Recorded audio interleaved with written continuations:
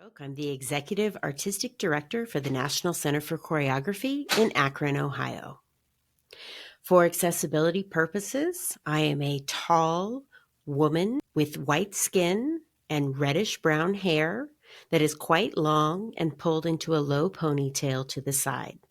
I'm wearing a black hooded sweatshirt that zips up the front with NCCAkron's logo, an open-faced C with a round circle in a square problem in the hole.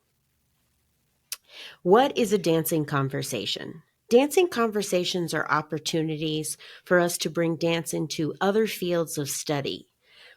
I believe that the body is innately political and is a way to process the world that we live in.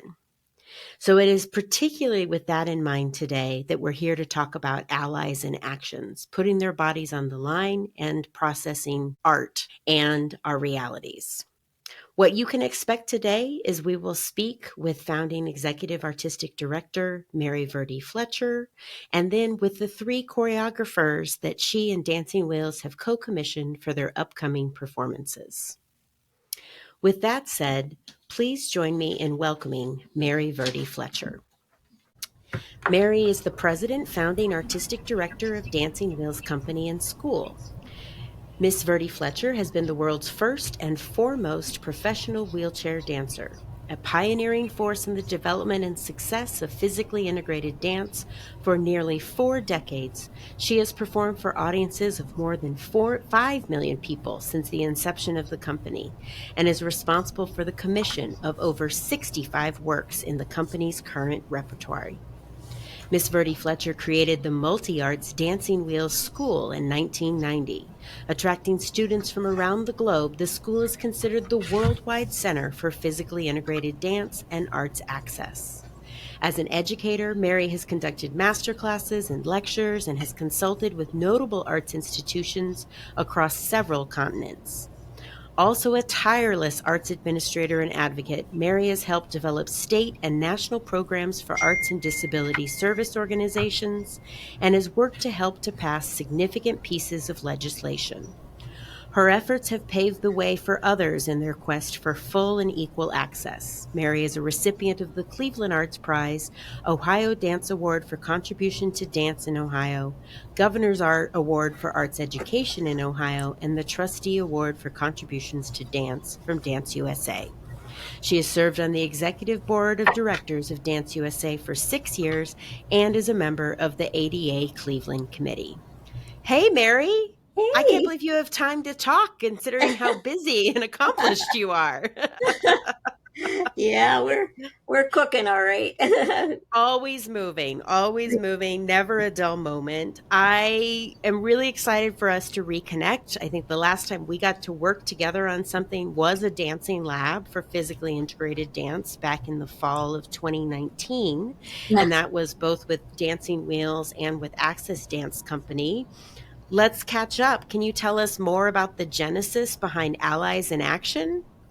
Certainly, one of the things that the organization really prides ourselves on is the inclusionary factor and how we, as allies in all the fields, are together. That we've had similar things in terms of our quests for equality. Often along the way over the years, people of color, people from the LGBTQ communities, and the disabled communities have had to really struggle for their identity and to be contributors to the community. So we felt that this year, celebrating the artists from the LGBTQIA plus community was a way for us to give homage and also to show those connections. Tell us a little bit about how do you identify and select these artists as well?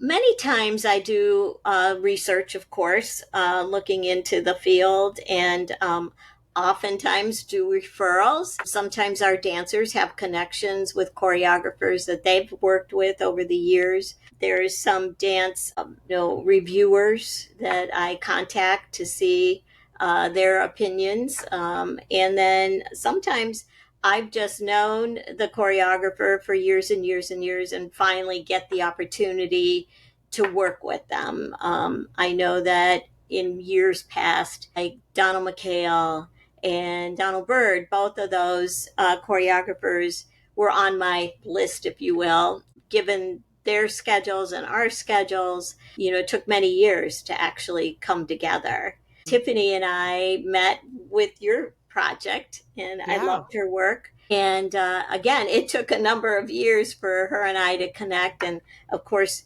COVID wasn't very kind to us, was it? Hmm. But we kept in touch, and we kept looking at themes to see how we might be able to work together on that. So I so appreciate the reminder that there's something we talk about often in our creative admin research program. It's all choreography, not just what you see on stage, but the resources, the timing to work with the collaborators that you want, to go to the communities. There's so much of that that is not as simple as, great, we just have all the we're people and relationships, add water and let's go. It's like, no, we're lining things up. You're working with so many different, outside forces and resources too. yeah, and in many cases, funding, Hmm. they look at, what are you going to do 2 years down the road, or 3 years down the road. And sometimes I say to myself, I can't just get to tomorrow, Right. It's true. but I you have, often will add something to your bio. I often say that we in the arts are time travelers, because sometimes you are writing about something that you did last year in a report. You're trying to live and perform in the moment. And then you're also dreaming and writing proposals for the future. right. Yeah, absolutely. I've been doing this for 43 years. I'm like, how many things can you think of to do differently or uniquely? But Yeah. it seems that I just get this internal feeling sometimes when I Mm, know it's right, and it just never leaves me. So it's, I don't know if you call it an intuition or mhm. vehicle for artistry, but thinking ahead, but knowing that it's right as well. Mm. Yeah, it's that mind body connection that I think you're describing for Yeah. sure. Yeah. Yeah, for sure. Um, I'm curious then, what does the invitation look like in terms of a co-commissioning for an artist? How much time does each artist get with the company? And sort of, do you ask them to create a certain number of minutes? What does that proposition look like? Well, it depends on the relationship with the choreographer, I will say. It's more individualized because some choreographers choreograph very fast, Mm, and others, need more time. Some have known the company in the past, so they can come in and know what they have to work with. Others have never had a time with the company, so they may need to workshop for mm-hmm, a period of time. Most choreographers look for about 2 weeks. mm-hmm. How they divide that 2 weeks depends on, again, their schedule, our schedule. We tour quite a bit. So, knowing when it's convenient for them to come back again. They all know the deadline, if I will say it Yeah. that way, when the gala is. So we kind of work backwards. We started this fall, Mm-hmm. actually, and Alexis and came in, and then Tiffany, and then Mark Tomasic came in. So, again, I want to make it viable. So, in doing so, I need to have a give and take on both ends, Mm-hmm. and to work with the choreographers on that basis.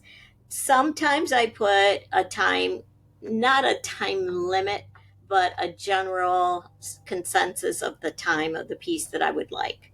Mm-hmm. Um, and that way they have a little bit of a range, and they also help me in the sense of, if I'm putting a full concert together, I have the barometer of, okay, the whole concert's going to be an hour and a half, but each choreographer is going to do, and some don't feel comfortable if they're more of a younger choreographer. They may not feel comfortable with a long piece, a very long piece. Mm-hmm. And then some who have worked with us before may want, a piece that's 20 minutes long, say. We haven't had a full length piece for a while, and that would be a single choreographer. And I'm actually working on that for next season. Uh, yeah, Always thinking ahead, but yeah, and naming how much of the big picture that you're holding as well. yeah. Remind us how many dancers are in the company now? Currently, there's 10, and sometimes there's 11 to 15. So it depends on the season and what we're doing. But yeah, they're really wonderful. They've learned to work together so closely, and they're committed to the organization and to each other. Mm-hmm. And then with the choreographers, do you ask them to create a work for the whole company, or is there sort of an audition or setting process if they come in and say, I want to do a trio or something? Yeah, again, that dialogue with the independent Mm-hmm. choreographer. If they're looking at, well, two ways. If I'm looking for a piece that can be, say, dissected into sections and, used for our lecture performance Mm. and on the road, I may say, let's keep it to 6 Mm-hmm. dancers. And then the others would certainly learn the roles. So, and a lot of times, Mark Tomasic in particular has made many works that are really great to couple with the information that can be given to our students in a lecture performance form. Mm-hmm. And that way it not only has longevity, but it offers educational aspects on behalf of the organization. Yeah, well, what I'm also hearing is the value of having a rich repertory so that Yes. you're ready for any Yeah. opportunity Right. that That's comes up. very true. And actually, the in the bio, we're up to 100 pieces in our repertory Oh now. my goodness. All right, fact check. We're good to go there. I Yeah. love it. Up to 100 pieces in the Yeah. repertory Yeah. now. And what that reminds me of too, the you alluded to the project that we worked on, and that's when we first got to meet Tiffany, both of us then at that time. And it really came from a place that we put together a dancing lab here at NCC Akron that was meant to ask a question. Like here we have, the oldest physically integrated dance company in the country, and along with Access Dance Company, which also has been a prolific Yeah. commissioner of new works. And what I was so struck by was that the two companies had not repeated a single choreographer up until that point Right. between the two of you Yes. with your robust repertory. Yeah. So I'm curious, last question before we transition on, is there anything that you learned from that moment, from getting to work with Access, from getting to work with Tiffany Mills then, or Nicole Canuso, which was the other choreographer that year, that we really were tapping at, oh, physically integrated dance is also not a monolithic genre.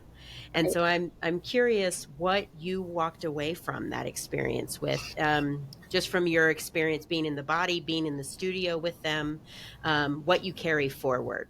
Sure. Of course, I'm still dancing, so I'm Yeah, not I mean, not only in your body, that's right, absolutely. not only an old company, but an old dancer. But Experience, yeah, wisdom. yes, seasoned. I like that one. Yes. But, I see because there were opportunities to move in improv, ways, and you could see more and learn more about movement structure Mm, um, by tapping into other dancers that have had other experiences with movement. mm-hmm, And so it becomes really more broadened in terms of opportunities. Years ago, when we first started, there were people, funders, that said, oh, well, this is very limiting. Like, how many ways can somebody in a wheelchair move? Mm-hmm. What they said. And so here we are, 43 years later, and the movement continues and grows. And you learn from each person that comes into your fold. And that's what I learned, mostly as an artist. And that opportunity to know that we weren't creating a performance per se, but Mm-hmm. we were experimenting and seeing how far our work together as artists, no matter whether you have a disability or you not, how Mm-hmm. expansive can it be? And it can be sky's the limit. Absolutely. I mean, it reminds me so much those silly funders. Don't they know that dancers are here to question limits? Right. We're here to find all kinds of new ways of working with and against gravity, and what Yeah. we accept nothing. Right. And the wheelchair is really a tool of freedom and Mm-hmm. an opportunity for us to look at movement in a way that possibly people on 2 feet haven't thought to move. Right, And right, because you have a different perspective. yeah, That's the what's brought into the room. right. Yeah. And I think choreographers have said to us really time and time again that it's expanded their vocabulary. Mm-hmm. Absolutely. Before we transition to welcome our choreographers, I was so excited to jump into the conversation. I was remiss to ask you, would you mind self describing for accessibility purposes, please? Of course, yes. I'm a white woman in her later years. Seasoned years. Seasoned years. I have red hair with sort of blonde highlights. I'm wearing a green dress, and I'm sitting in my office at home office, and I do use a wheelchair. It's not too visible right now, so who cares, Who right? cares? There you go. Thank you. Mhm. Mary, we're not going to let you go anywhere. We are going to continue the conversation, and I will read the biographies of each artist and remember to ask them to self describe as they each join the room. Great. First up, we have Alexis Diggs of Dayton, Ohio, an independent artist from Dayton. She is a 2023 Black Midwest Initiative Fellow, a Culture Works Artist Opportunity Grantee, and an Allegro Grant recipient. A former Doug Verone Devices choreographer and Sarasota Contemporary Dance Company Rising choreographer. Lex has created and presented works in Cleveland, Pennsylvania, Delaware, New York City, Florida, and the greater Dayton area. She is a part of the Jacob's Pillow 2020-24 Curriculum in Motion Institute cohort and has been on the teaching faculty for Ohio University Summer Dance, Ohio Dance Festival, Miami Valley Ballet Theater, and Geraldine School of Dance, as well as a classroom instructor for Dayton Contemporary Dance Company's Education Outreach Program. Her central artistic mission is to create and be a part of work that provokes thought, feeds the soul, and ignites a desire to learn, love, and share with the collective. Alexis, thank you for joining us. Or Lex, if I can be so familiar. Would you mind self Absolutely. describing? Okay, great. Sure. Hi, everyone. I am Lex. I am a 24-year-old African American female. My hair is cut short, it is dark, and I am in front of a window today. I have on a tank top and a short sleeve Browns t shirt. It is lovely to be here. Thank you for having me. Absolutely. Next up, we have Tiffany Mills, the artistic director, choreographer, and founder of the New York City based Tiffany Mills Company from 2000 to present. Joining Lewis and Clark College as the director of dance in 2024, Mills returns to her Oregon roots and embraces a bi-coastal presence. As a creator of dance theater, Mills' work centers on human relationships, is grounded in partnering and improvisation, and is fueled by collaboration across mediums. She collaborates with artists from various disciplines and backgrounds to viscerally, aesthetically, and intellectually stimulate a wide ranging audience. Her company's recent works have been presented at National Sawdust, La Mama, The Flea, and Bam Fisher, as well as the the Wexner Center in Columbus, Ohio, and Pica's TBA Festival in Oregon. Jacob's Pillow in Massachusetts, Dance Place in DC, and the Austin Dance Festival in Texas. International highlights include Russia, Italy, Mexico, and Canada. Mills has taught extensively at universities and festivals nationally and internationally. Her company also conducts summer partnering and improvisation intensive and pop-up workshops.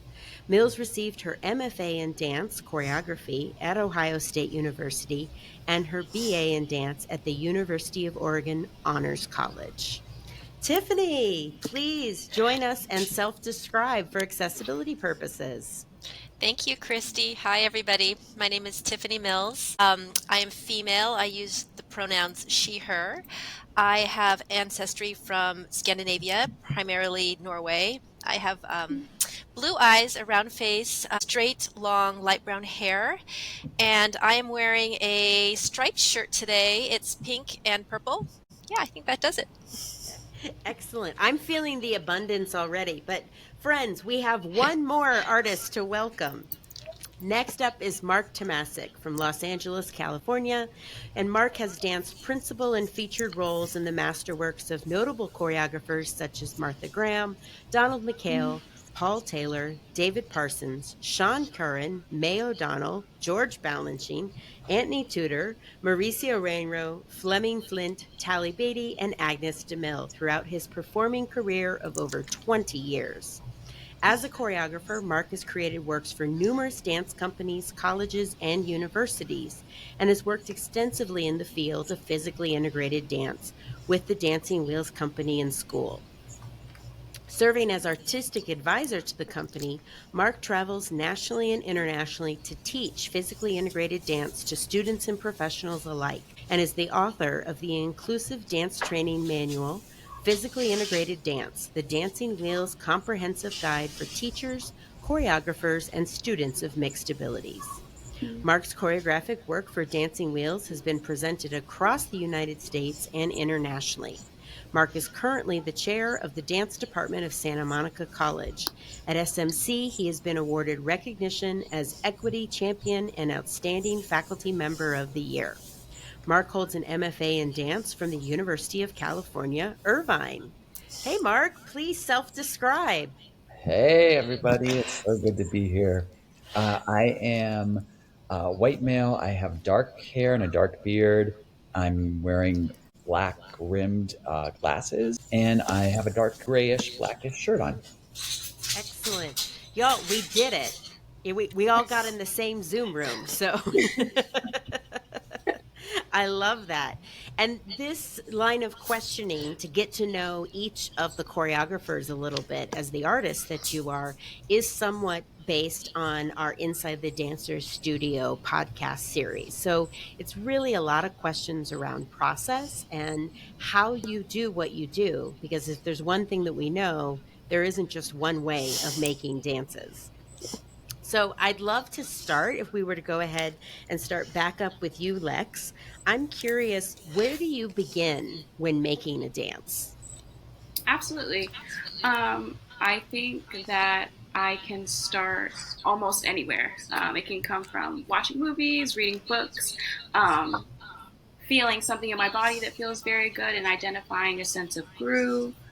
Um, but oftentimes it has to do with some thematic content or lesson that I'm learning in my own life, in which I then bring into the studio. And I try to be very intentional about sharing with the dancers some thoughts and words and language around those experiences, not so that they make the work about that themselves, but that they have something to identify with and then nourish outward from their own experience.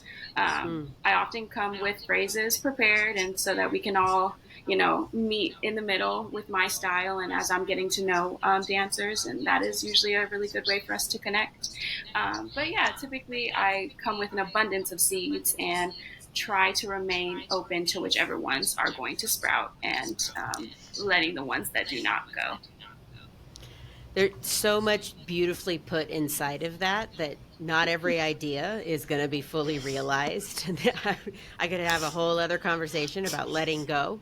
Amen. But I also love how personal that starting place can be for you as a means of maybe why you are an artist and processing, your own journey through this world. That's really lovely.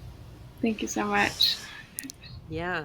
Mark, you've worked on dancing wheels before. So I'm Mhm. curious, where do you begin when making a dance, particularly if it can feel that you're in very familiar territory?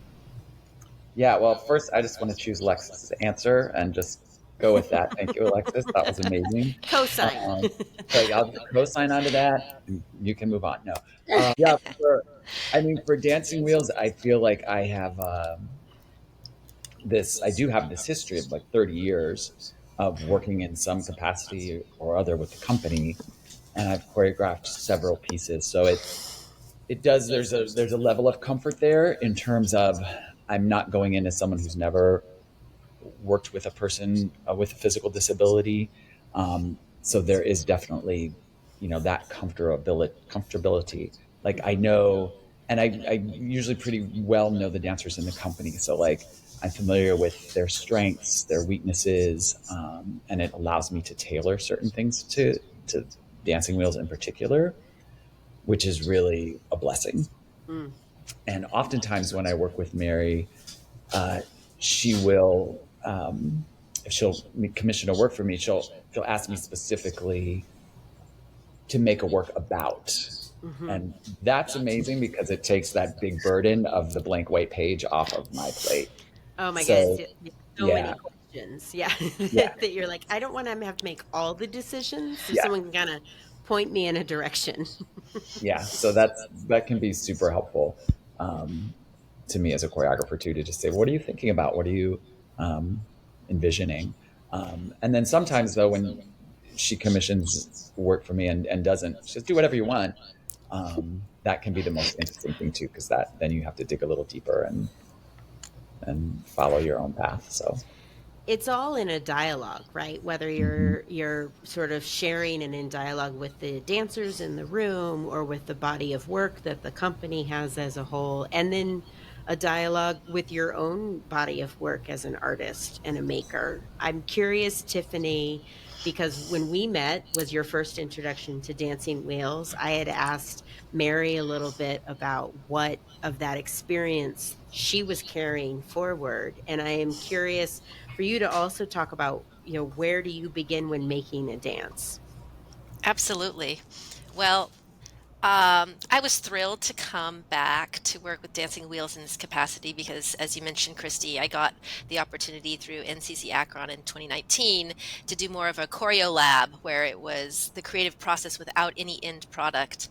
And I just loved the possibilities that opened up when working with sit down and stand up dancers that I hadn't ever had the opportunity to work with before.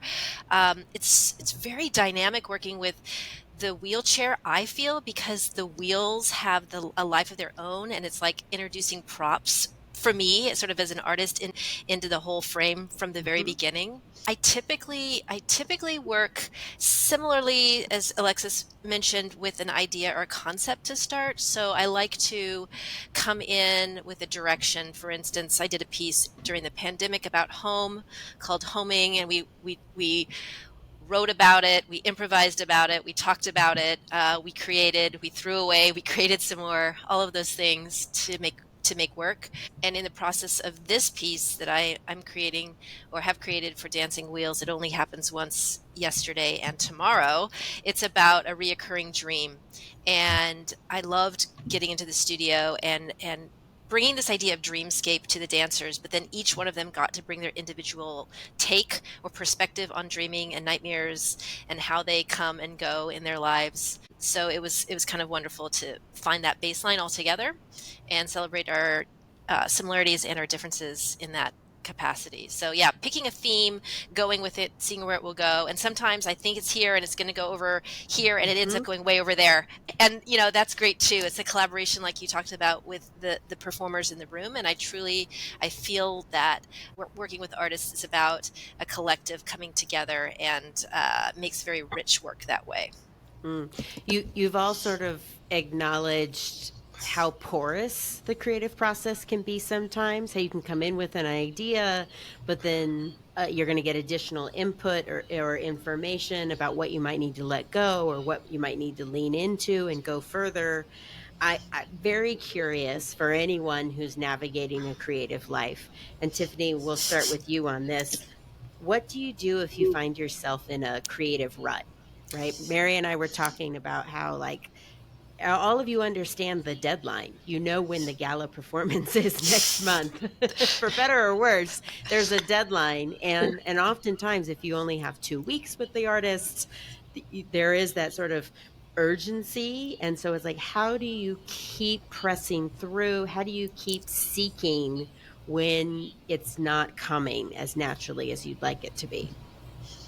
Thank you, Christy. That's a great question. And I feel like there's always the good days and there's always the days where it feels stuck and you have to move past it. I tend to laugh a lot to get through those places. I find if I can sort of have a perspective of playfulness, it helps to kind of move past that moment of feeling stuck. Sometimes if I can take a break, whether it's like sleep on it, I come back and I try it from a different angle or a different perspective.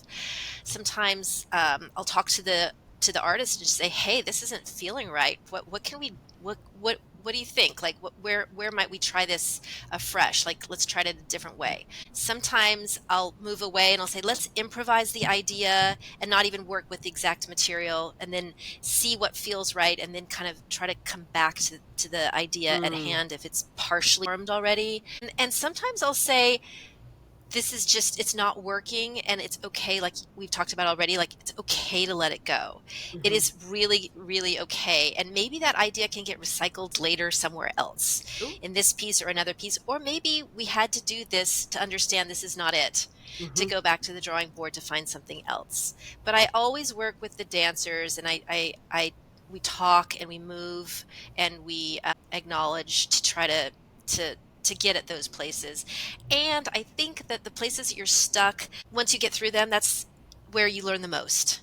So when things just go smoothly, great. But when you can't quite figure it out, then you've learned something deeper, I feel.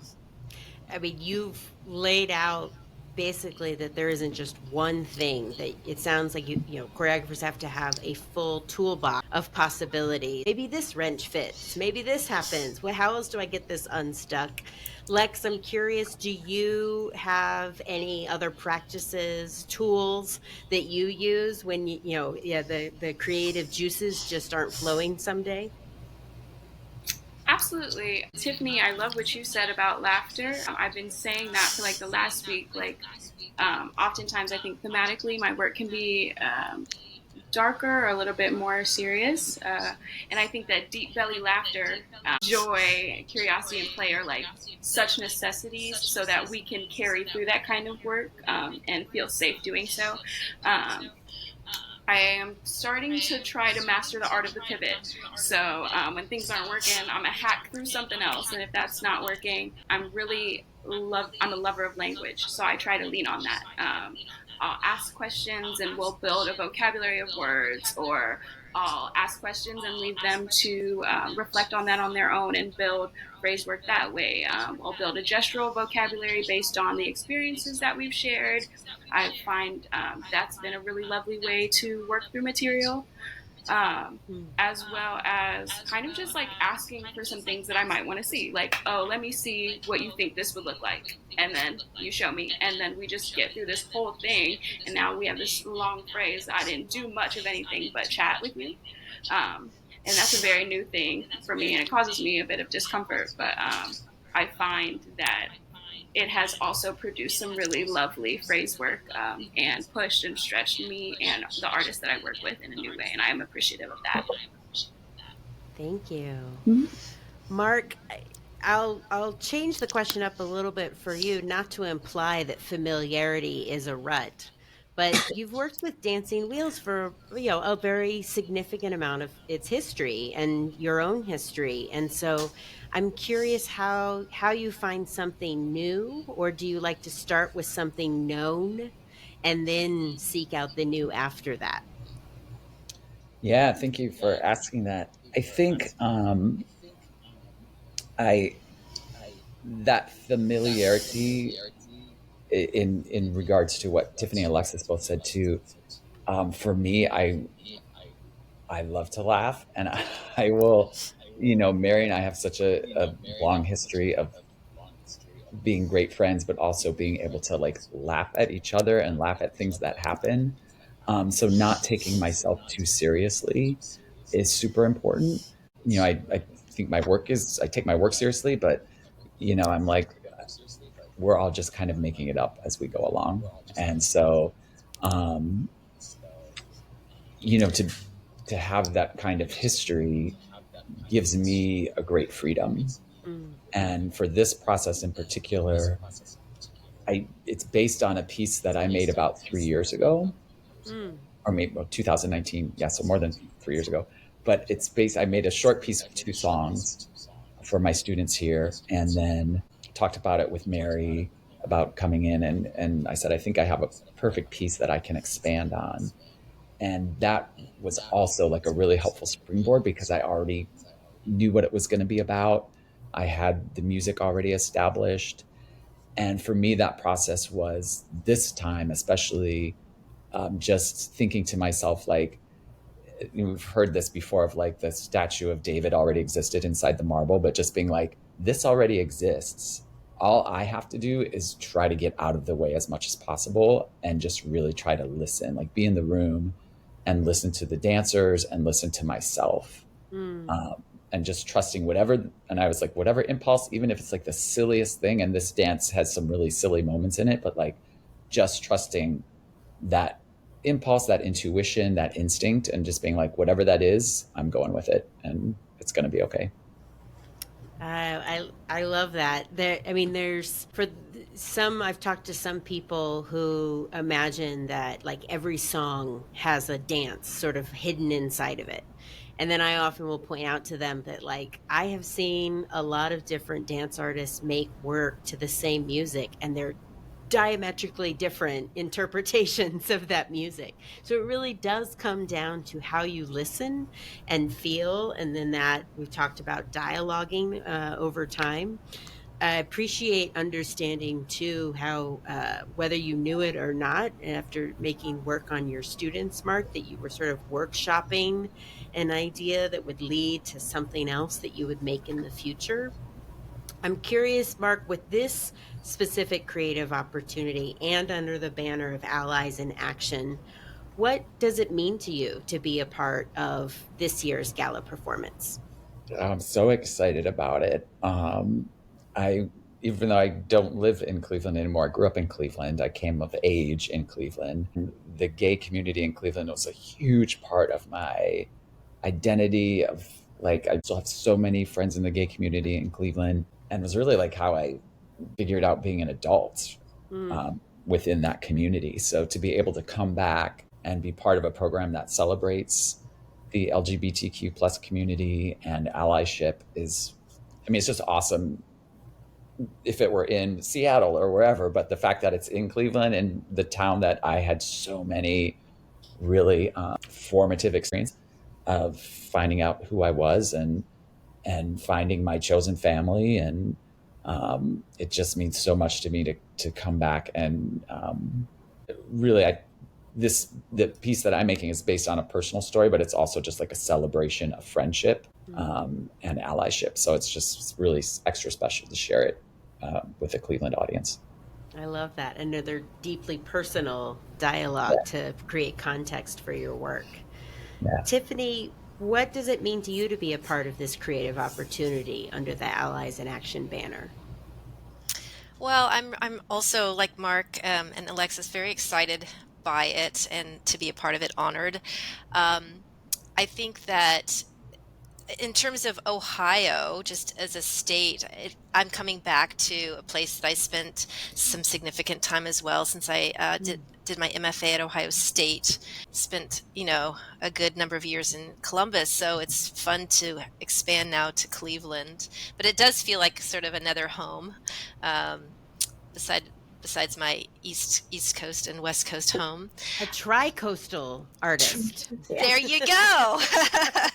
It It keeps North evolving. Coast too. Yeah. Yes, but extraordinarily special to get to. I touched upon this earlier, but to get to be working with this company, Dancing Wheels, and celebrate integration in the physical capacity, but then also expanding it to celebrate all of these different communities that are coming together under the banner of Allies in Action. And I spoke a little bit about this idea of similarities and differences, but I really truly as an artist love each dancer and what they bring to the process and their identity and their sexuality and their cultural background and everything to pour through the choices that they make.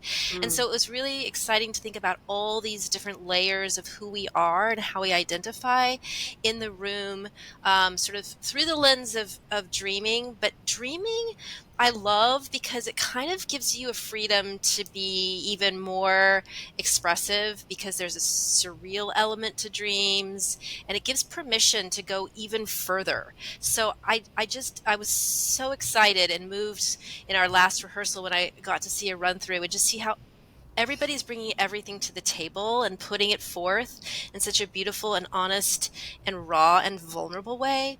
And that was inspirational for me to see all these layers of individuality and identity and who you are coming together and then putting it together in this work and finding this community to support these ideas about who we are and how we can express ourselves and how we can have a voice and how we can be seen.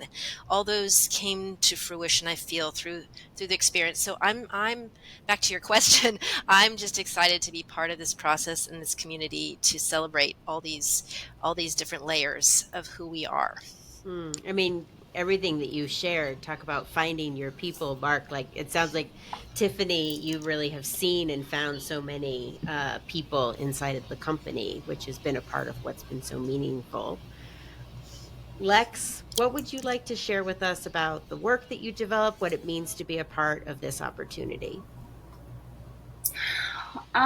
Well, I'm always looking forward to and yearning for like this idea of like expansion of community. And I think similar to what Tiffany said, there feels like such a sense of home in this piece and with these people and these lovely artists, but it also completely expands my capacity to understand what concert dance is, which I think is extremely important as we continue to evolve as an art form, making sure that we're making space for everybody and platforming identity, which is something that's extremely important to me. You know, I have the opportunity to create work often, but I think this was one of the first times that my identity was one of the most important pieces, which is something that I'm so proud of because I really try to work to make sure everybody has the space to show up fully.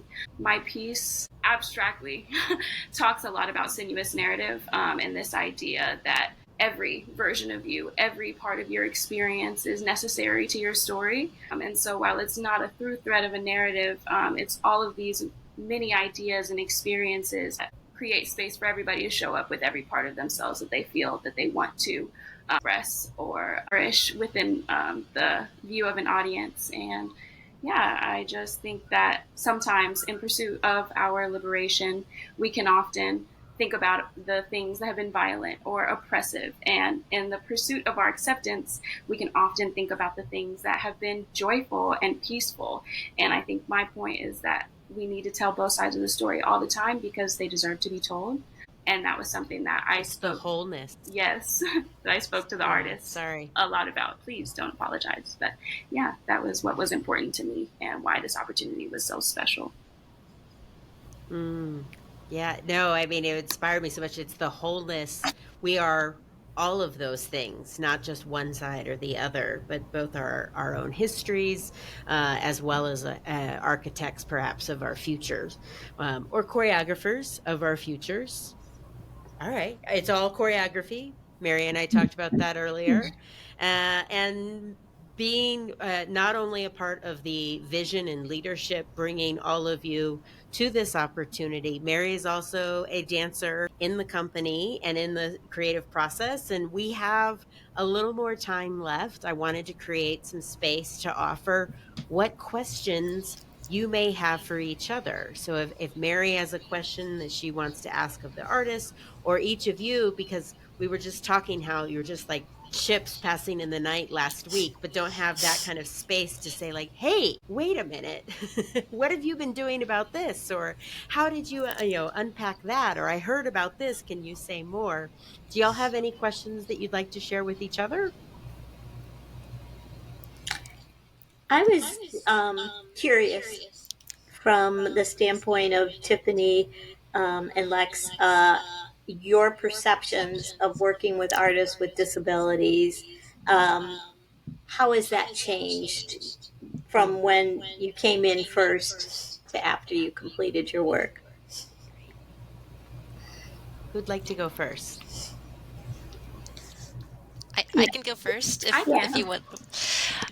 Well, when I first came into the process with Dancing Wheels and Axis Dance Company for the NCCAkron residency, I was wondering about translation and how much I should try to provide as sort of the guide, as the choreographer for different versions and interpretations of a stand-up versus a sit-down dancer. And through that experience, and then coming with to work in this project with Dancing Wheels to create a work, I realized that for the most part, dancers are so smart. Like, I don't have to necessarily translate much.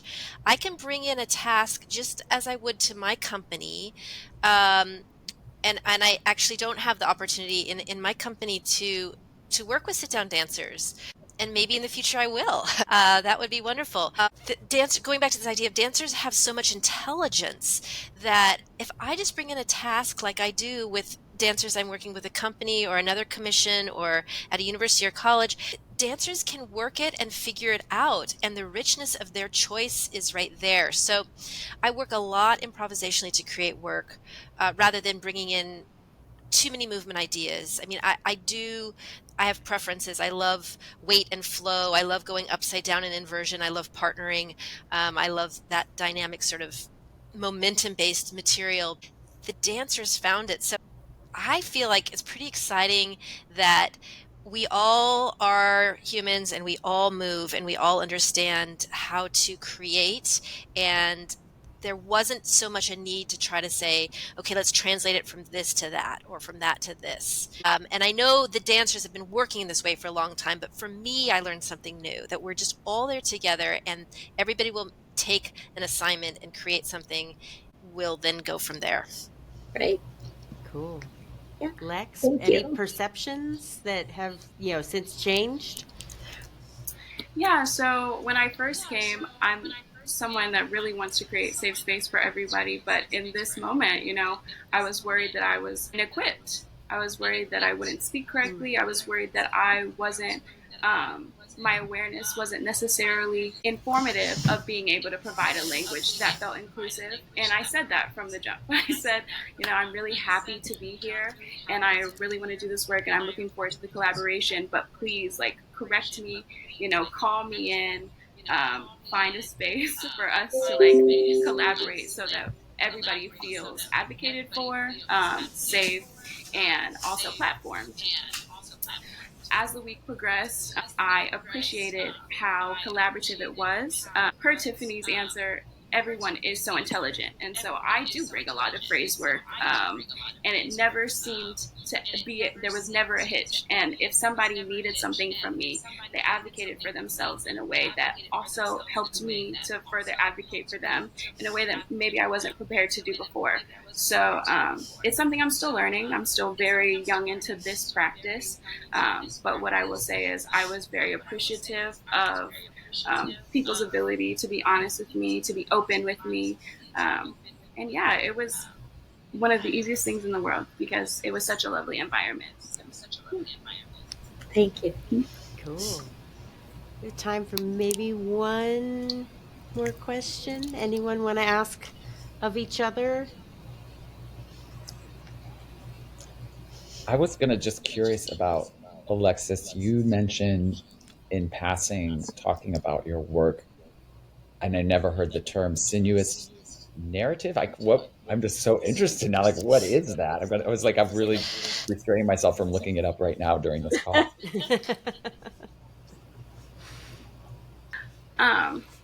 And it might just be my ADHD brain, but I have a hard time going from point A to Z. So typically, when I'm building work, there's millions of stories, ideas, and thoughts that are just a conglomerate narrative, sinuous and layered.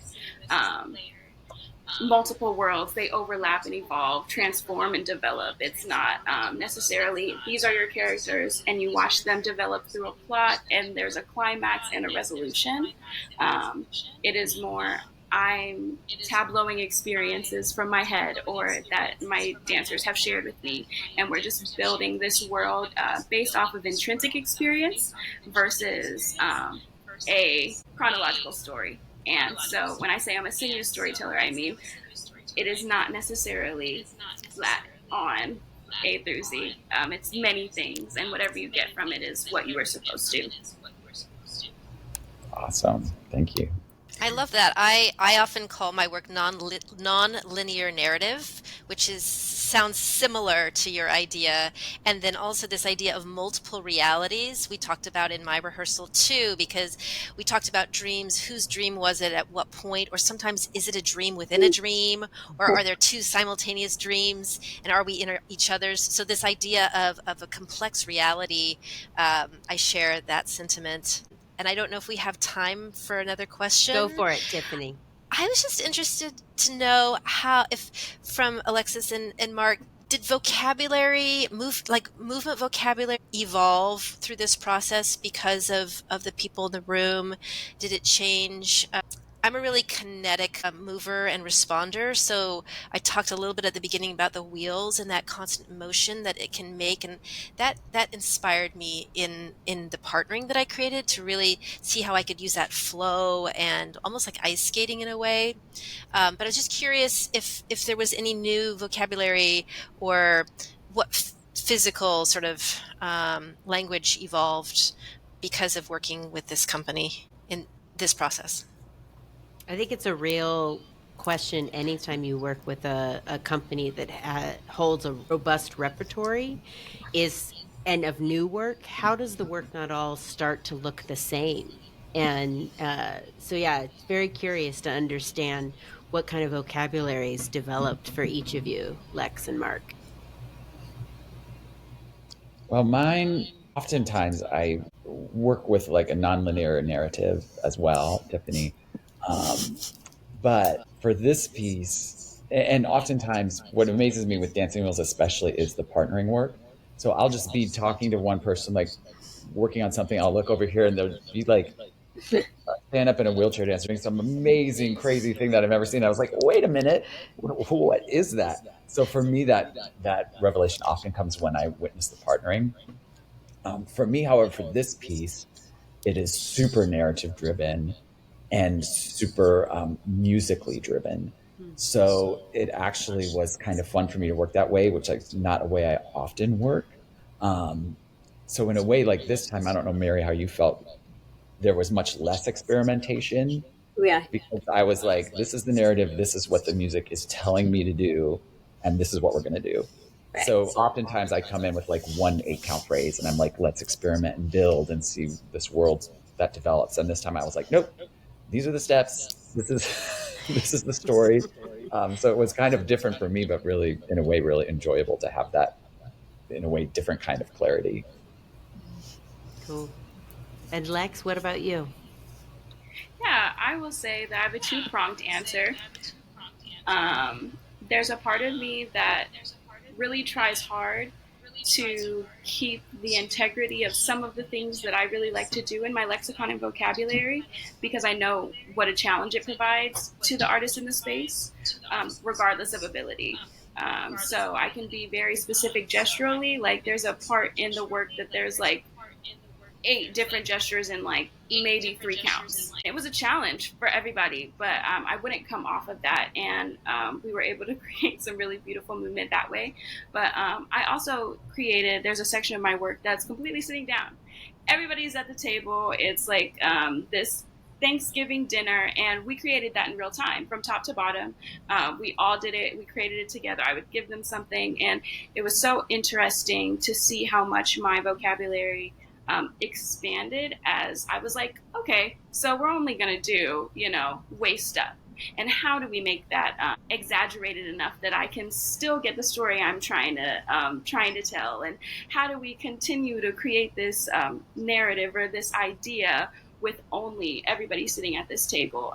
How do we keep that integrity of still my language, still my voice, but also something very new for me and for everybody probably. So it was lovely, and it was something that I had been wanting to do, but this presented an amazing opportunity to do so. And I was actually really happy with the way that turned out. We had a blast doing it. It was so much fun, and I felt very challenged by it for sure. So wonderful. Thank you all for your generosity and vulnerability, sharing process. I know we often celebrate the finished product in dance, but we love process here at NCC Akron, and thrilled. Thank you, Mary, for bringing us all together to be able to illuminate this process. We have a couple thank you to funders for NCC Akron. We wish to acknowledge the John S. and James L. Knight Foundation, the GAR Foundation, the Akron Community Foundation, and the Ohio Arts Council. Specific support for Allies in Action, we wish to acknowledge on behalf of Dancing Wheels, the National Endowment for the Arts, with co-sponsorship by the Bennett Family Foundation. Thrilled to remind folks within and around the Cleveland area, you can see all of these performances come to life on Saturday, June 15th, 2024 at 8 p.m. at Playhouse Square. VIP tickets are available through dancingwheels.org, and general admission tickets are available through playhousesquare.org. Thank you very much. Have a good night and dance on, y'all. Thank you.